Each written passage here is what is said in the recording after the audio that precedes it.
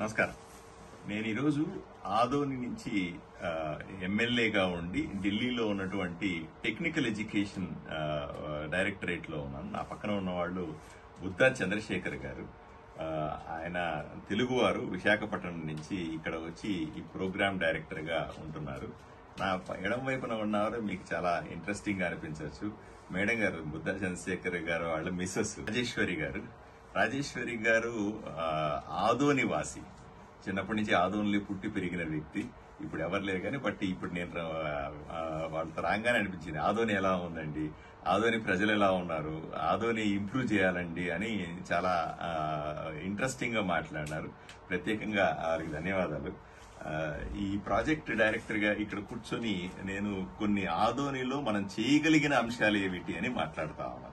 మొట్టమొదటిది uneducated skilled people, అంటే చదువు లేని పని చేసుకునే వాళ్ళు ఆదోనిలో ఎక్కువ మంది ఉంటారు. పెయింటర్లు ఉంటారు, ప్లంబర్లు ఉంటారు, కార్పెంటర్లు ఉంటారు, ఇంకేదైనా పని చేస్తారు. వీళ్ళకి చదువు ఉండదు కానీ బ్రహ్మాండంగా పెయింటింగ్ చేస్తారు, బ్రహ్మాండంగా కార్పెంటరీ వర్క్ చేస్తారు. వీళ్ళని ఏ విధంగా మనం ఇంప్రూవ్ చేయొచ్చు అని నేను పెద్దలు చంద్రశేఖర్ గారిని అడుగుతా.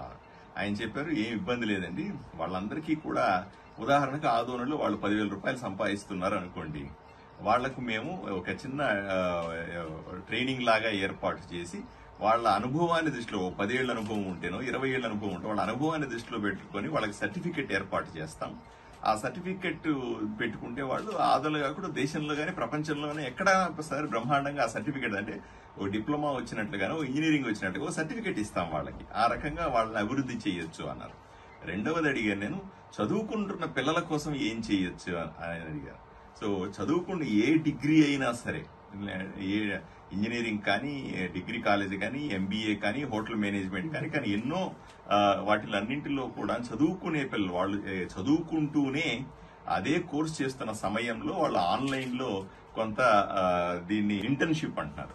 ఆ ఇంటర్న్షిప్ ఆన్లైన్ లో చేయవచ్చండి.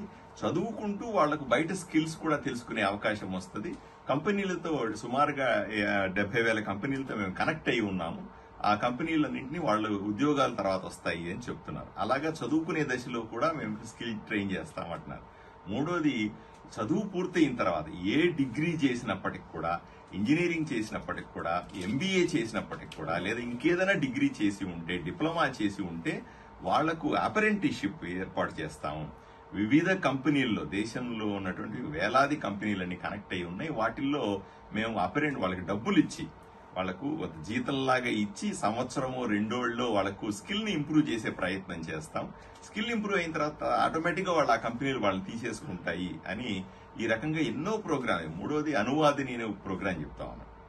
మనం చూస్తుంటాం గత ప్రభుత్వంలో, జగన్మోహన్ రెడ్డి ప్రభుత్వంలో ఏం జరిగింది, అందరూ కూడా ఇంగ్లీష్ మీడియం చదవాలా అన్నారు. అందరికీ ఇంగ్లీష్ మీడియం ఎట్లా వస్తుంది? 5వ తరగతి వరకు ఇంగ్లీష్ మీడియం చదివిన వాడికి, తెలుగు మీడియం చదివిన వాడికి 6వ తరగతి నుంచి ఇంగ్లీష్ మీడియం చదవడం అంటే అవుతుందా? ఈ ఇబ్బంది కూడా ఉంది. అట్లా అనువాదిని అనేది పిల్లల కోసం ఫ్రీగా యాప్ ఇస్తామని పెద్దలు చెప్తా ఉన్నారు. అది ఇస్తే ఏమవుతుందంటే ఇంగ్లీష్ పుస్తకాన్ని తెలుగులో కూడా వస్తుంది మనకి. ఓవైపు ఇంగ్లీష్ చదువుతూనే దాన్ని తెలుగులో కూడా చదువుకుంటే నరేంద్ర మోదీ గారి కళ, నరేంద్ర మోదీ గారి ఆలోచన విధానం, ఏ ఎడ్యుకేషన్ అయినా, పిల్లల స్కూల్ ఎడ్యుకేషన్ అయినా సరే, హైయర్ ఎడ్యుకేషన్ అయినా సరే, ఇంజనీరింగ్ అయినా సరే, డాక్టర్ ఎవరైనా సరే వాళ్ళ మాతృభాషలో చదువుకోవాలా అని నరేంద్ర మోదీ గారి కళ నెరవేర్చడానికి రాత్రి పగలు పనిచేస్తా ఉన్నారు మన చంద్రశేఖర్ గారు. వాళ్ళకి ప్రత్యేకంగా అభినందించాల్సింది.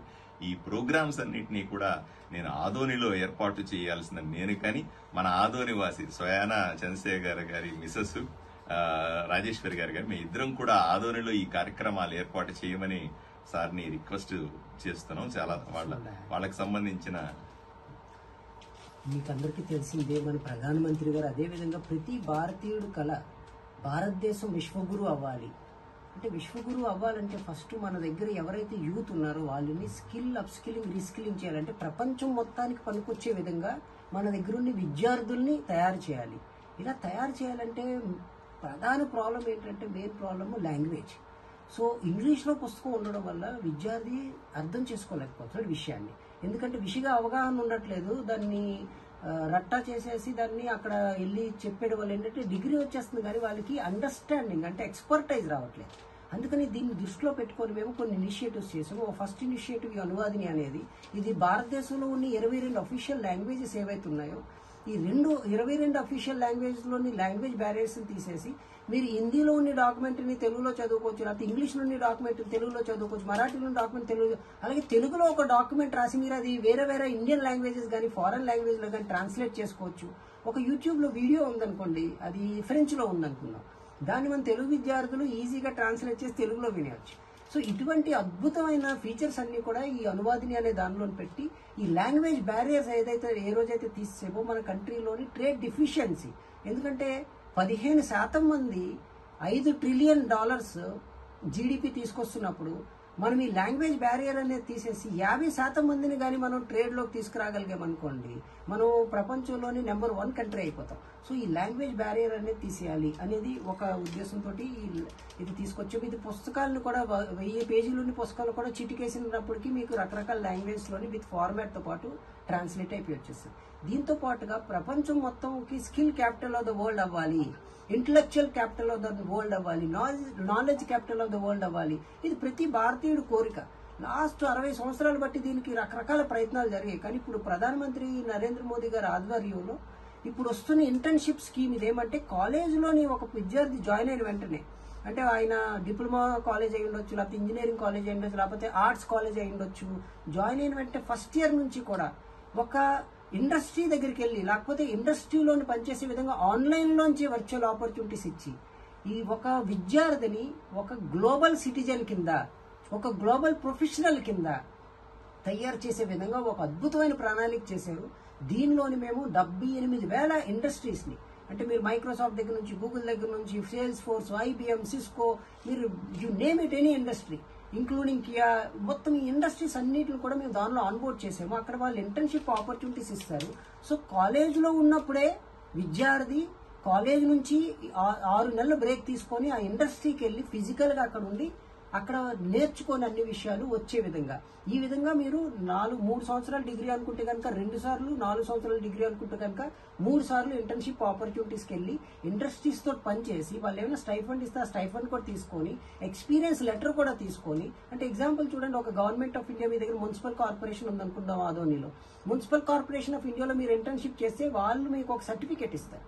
ప్రపంచం మొత్తంలో ఎక్కడైనా మున్సిపల్ కార్పొరేషన్స్ ఉంటే మీకు అక్కడ జాబ్ ఆపర్చునిటీస్ పెరుగుతాయి. మీకు అక్కడ ఆల్రెడీ మీరు అక్కడ లోకల్గా ఏవైతే ఉన్నాయో అవన్నీ కూడా నేర్చుకోగలరు. అదేవిధంగా water preserving in our country very important. దేశం మొత్తంలో 4% మాత్రమే డ్రింకింగ్ వాటర్ ఉంది. మేము ఈ ఇంటర్న్షిప్ ఇనిషియేటివ్ యూజ్ చేసి మేము మొత్తం పిల్లలందరినీ కూడా ఏవైతే వాటర్ బాడీస్ ఉన్నాయో ప్రపంచంలో ఆ వాటర్ బాడీస్ అన్నిటిని కూడా ప్రిజర్వ్ చేసాం. ఇప్పుడు ఏం జరుగుతుందంటే, పిల్లలు ఎవరైనా చెత్త దానిలో వేయడానికి వెళ్తుంటే ఆ పిల్లల ముందంటారే ఇది మంచినీళ్ళు తాగేది.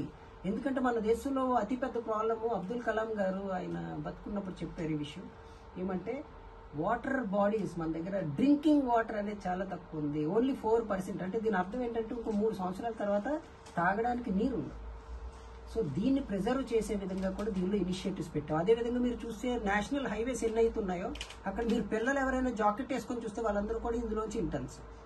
సో నా రిక్వెస్ట్ ఏంటంటే, ఆదోనిలో ఉన్న స్టూడెంట్స్ అందరూ కూడా మీరందరూ కూడా ఈ ఇంటర్న్షిప్ పోర్టల్ దీనిలో పార్టిసిపేట్ చేయండి. మన ఎమ్మెల్యే గారు చాలా వచ్చిన వెంటనే ఫస్ట్ ఒకటే అడిగారు, ఏమంటే సార్ నా కోసం ఏమొద్దు, మా దగ్గరున్న ఇక్కడ సిటిజన్స్కి, మా దగ్గరున్న పిల్లలకి, మా దగ్గరున్న ఈ వృత్తి చేసుకునే వాళ్ళకి, వీళ్ళకి ఎటువంటి సదుపాయాలు ఉన్నాయి, వీళ్ళని మనం ఎలా ఎంపవర్ చేయగలం, ఇటువంటి ఎమ్మెల్యేస్ మనకి దేశానికి కావాలి. ఎందుకంటే తన కోసం కాకుండా సమాజం కోసం ఎవరైతే పాటుపడతారో అటువంటి వ్యక్తులే దేశాన్ని ముందుకు తీసుకెళ్ళగలరు. సో ఇందాక సార్ చెప్పినట్టుగా పెయింటర్స్, ప్లంబర్స్ వీళ్ళందరూ ఉన్నారు కదా, వీళ్ళకి కూడా మేము స్కిల్లింగ్, అప్ స్కిల్లింగ్, రీస్కిల్లింగ్, అంటే ఇప్పుడు మీరు ఒక దగ్గర పెయింటింగ్ పనిచేస్తే ఒక 10,000 రూపాయలు సంపాదిస్తున్నారు సార్ చెప్పినట్లుగా 50,000 సంపాదించే విధంగా ఏ విధంగా చేయొచ్చు, మీకు గవర్నమెంట్ ఎలా సహాయపడగలరు, అదేవిధంగా వేరే ఒక ఎస్టాబ్లిష్డ్ ప్రైవేట్ కంపెనీస్లో మీరు ఏ విధంగా ఉద్యోగాలు తెచ్చుకోగలరు, అదేవిధంగా ఒక విదేశాల్లో ఉద్యోగాలు ఎలా తెచ్చుకోగలరు, అసలు అక్కడ రిక్వైర్మెంట్స్ ఏమున్నాయి, ఆ రిక్వైర్మెంట్స్కి మీకు ఎలా మ్యాప్ చేయొచ్చు, ఇటువంటి విషయాలన్నీ కూడా ఈ పోర్టల్స్లో ఉన్నాయి. సో ఇందులోంచి కూడా మేము సార్కి మొత్తం అన్ని చూపిస్తాం, సార్ మీకు చెప్తారు. అదేవిధంగా మీరు ఏ రోజు అయితే చెప్తే ఆ రోజు మేము వచ్చి మీకు టోటల్గా డీటెయిల్గా చెప్పి ఒక స్మార్ట్ ఆదోని, ఎందుకంటే స్మార్ట్ సిటీస్ చాలా ఉన్నాయి, స్మార్ట్ విలేజెస్ లేవు మన దేశంలో, మీరు చూసారో లేదు. ఒక ఆదోనిని ఒక స్మార్ట్ విలేజ్, ఎందుకంటే ఒకవైపు వ్యవసాయం కూడా చాలా ఇంపార్టెంట్, దాంతోపాటు కూడా ఇండస్ట్రియలైజేషన్, ఈ ఈక్విలిబ్రియం క్రియేట్ చేసే విధంగా మనం చేసుకుని అక్కడ ఆదోని ఒక మంచి ట్రేడింగ్ సెంటర్ కాబట్టి లాజిస్టిక్స్, సప్లై చైన్ మేనేజ్మెంట్ని ఎలా ఇంప్రూవ్ చేయొచ్చు, దానివల్ల ఏ విధంగా ఇంకా ఎక్కువ జాబ్ ఆపర్చునిటీస్ తీసుకురావచ్చు, ఇటువంటివన్నీ డిస్కషన్స్ కూడా జరిగి we are happy to help every citizen of this country and we are so happy to be part of the smart Adoni. సో మనం అందరం కలిసి పనిచేసి మన దేశం ప్రతి పౌరుడి కళ, మన ప్రధానమంత్రి గారి కళ కూడా మనము ఫుల్ఫిల్ చేయాలి అని కోరుకుంటూ సెలవు తీసుకుంటాం. Thank you.